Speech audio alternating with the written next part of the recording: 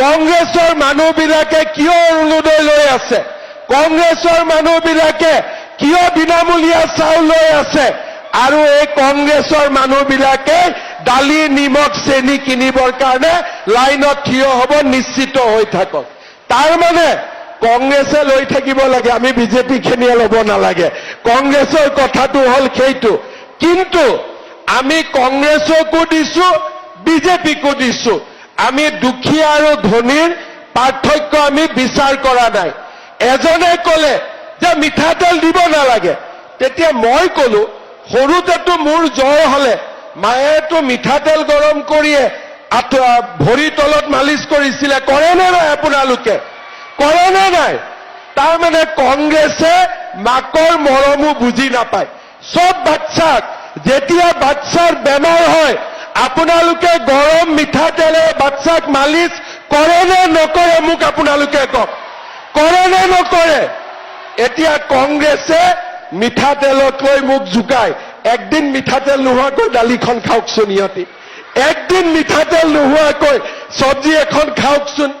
তাৰমানে মই এইটোৱে বুজিলো যে এই কংগ্ৰেছৰ মানুহবিলাকক তেওঁলোকৰ মাকে সৰুতে চিনি পাইছিল যে ই আগত গৈ কংগ্ৰেছে হ'ব, সেইকাৰণে তাৰ জ্বৰ উঠিলেও তাক তেলেদি কেতিয়াও মালিচ নকৰিছিলে।